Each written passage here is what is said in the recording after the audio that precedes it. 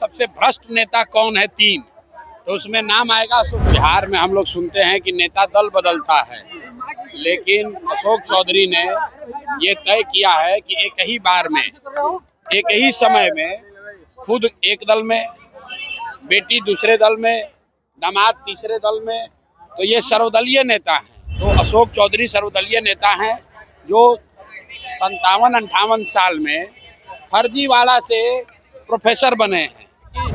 तेजस्वी यादव कह रहे हैं कि मुंगेरी लाल के सपने मत देखिए, तो इस बिहार में खाली तेजस्वी यादव और लालू यादव के लड़कों को सपना देखने का अधिकार नहीं है, बिहार के सारे युवाओं को सपना देखने का अधिकार है। अशोक चौधरी ने कहा है प्रधान जी की 7 जन्म में भी नहीं हो सकता। अशोक चौधरी ने कहा है 7 जन्म में भी नहीं हो सकता। कौन नहीं हो सकेंगे? अशोक चौधरी के बारे में हमने पहले ही कह दिया कि ये बिहार का पहला सर्वदलीय नेता हैं। ये बिहार में हम लोग सुनते हैं कि नेता दल बदलता है, लेकिन अशोक चौधरी ने ये तय किया है कि एक ही बार में, एक ही समय में खुद एक दल में, बेटी दूसरे दल में, दामाद तीसरे दल में, तो ये सर्वदलीय नेता हैं। जनता किसी को वोट दे, इन्हीं के घर मलाई मारा जाना है। तो अशोक चौधरी सर्वदलीय नेता हैं जो 57-58 साल में फर्जीवाड़ा से प्रोफेसर बने हैं। अब बताइए कि जिस बिहार में लोगों को किरानी क्लर्क का नौकरी नहीं मिल रहा है, कि भाई साहब विधायक हैं, किस दिन इन्होंने परीक्षा पास किया, कब पीएचडी कर लिए, कब जेआरई कर लिए और प्रोफेसर बन गए। अब ऐसे भ्रष्ट लोगों से बात करने का क्या मतलब है?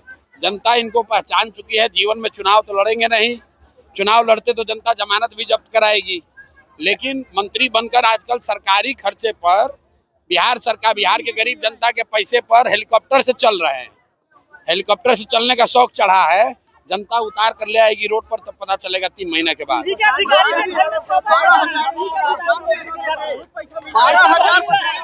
भैया ऐसा है कि बिहार के सबसे भ्रष्ट नेता जो हैं, अगर आप लोग ऑनलाइन सर्वे कर लीजिए, कोई भी आप अपने अपने प्लेटफॉर्म पर डाल दीजिए कि बिहार का सबसे भ्रष्ट नेता कौन है तीन, तो उसमें नाम आएगा अशोक चौधरी का, उसमें नाम आएगा मंगल पांडे का, उसमें नाम आएगा दिलीप जायसवाल का।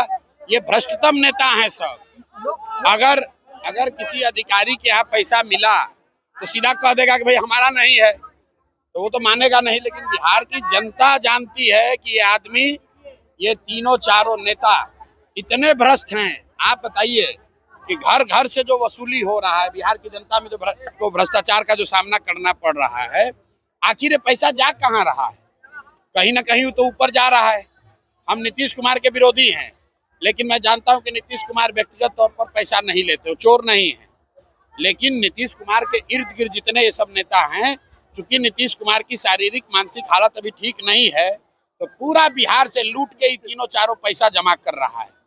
जब हमने कहा है कि जब 3 महीना के बाद जन स्वराज का व्यवस्था बनेगा, तो ये 100 सबसे भ्रष्ट नेता और अफसर, छोटे लोग नहीं, बड़े नेता और बड़े अफसर, 100 सबसे बड़े नेता और अफसरों को चिन्हित किया गया है। इनको समयबद्ध कार्रवाई होगी। इनके और इनके आने वाली पीढ़ियों से बिहार से लूटे गए पैसे का हिसाब होगा, इनसे वसूली होगी। इनको दौड़ा दौड़ा कर मारा जाएगा। ये आप देखिए,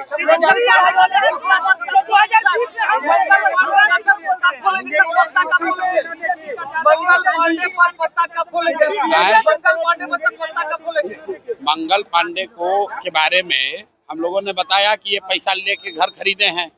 जब कोविड में आप और हम सब लोग परेशान थे, तो बिहार के स्वास्थ्य मंत्री दिल्ली में फ्लैट खरीद रहे थे।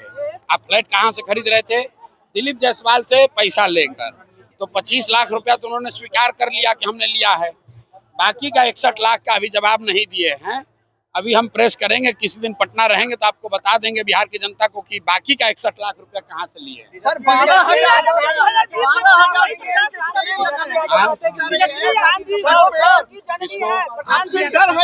अच्छा देखिए, सुनिए, रुकिए। ये कह रहे हैं कि तेजस्वी यादव कह रहे हैं कि मुंगेरी लाल के सपने मत देखिए। तो इस बिहार में खाली तेजस्वी यादव और लालू यादव के लड़कों को सपना देखने का अधिकार नहीं है, बिहार के सारे युवाओं को सपना देखने का अधिकार है। ये समझते हैं कि इनके बाप बने, इनकी माँ बनी, अब ये बनेंगे, इसके बाद इनका बेटा बनेगा तो जन स्वराज इनको ध्वस्त कर देगा, इनको पता नहीं चलेगा, जनता उठाकर फेंक देगी। अभी 20 बरस से बाहर है ना सत्ता से, अभी दिखेगा।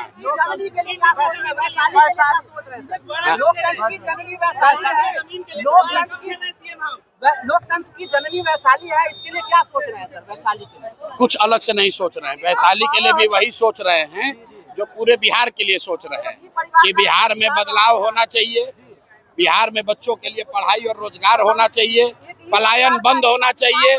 अरे रुको यार, अधिकार रहा है तो वही तो बता रहे हैं। सवाल तुम ही कर लो यार, जवाब भी तुम ही दे दो।